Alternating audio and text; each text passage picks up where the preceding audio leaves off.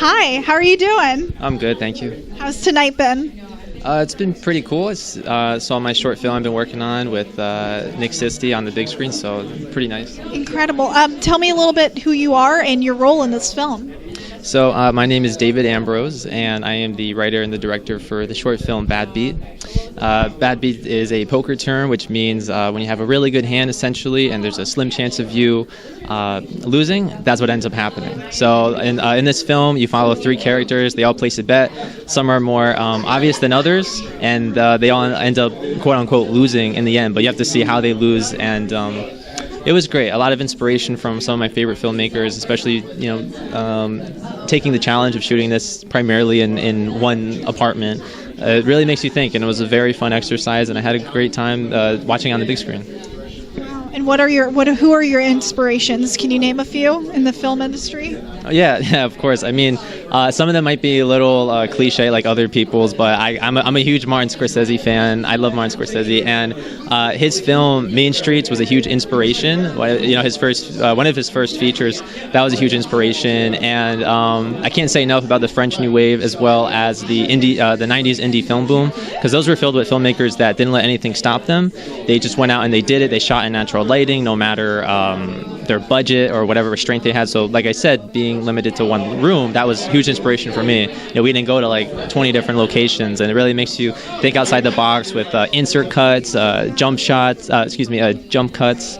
And a really fun thing that we did with my father was that we built a double dolly. You see those a lot of in Spike Lee films, and we built one in my garage with my father. It was with a wheelchair, and we put a plank of wood with wheels on it, and we put the cameraman in the wheelchair, the actor there, and now we had this really cool, trippy effect that we were able to use to advance the plot forward, which is most important, and that was awesome. And yeah, it's so creative. I would have never thought of that. And you're the writer of this. Yes. So what's your process as a writer? Well, funny enough, it's always music. It's music and editing for me. I'm always trying to become a better writer. So whenever I listen to music, that's how ideas come.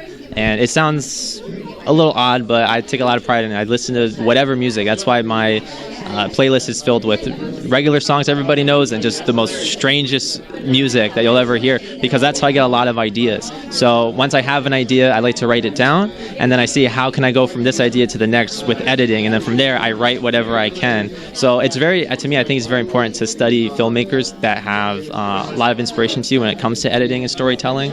I'm getting really into Paul Thomas Anderson works. And recently, because I was mentioning the French New Wave, I'm getting into Japanese noir, and I just saw some of Seijun Suzuki's films, and I'm going to watch Tokyo Drifter next. I didn't start with that, but those films and the editing and the jump cuts and just really doing whatever you can and whatever you want to advance the story is huge inspiration for me, because you don't see a lot of those things today. And I think about all those things, and then I write. So I don't know if most people do that, but to me it's music and then the editing style that I choose, and then I just write from there. It's such an interesting process, editing to inspire you to write. That's amazing. Well, congratulations on tonight and your success. It sounds like you're going to have an amazing career just by everything you're telling me right now. Oh, thank you. So congratulations. Thank you so much. Thank you.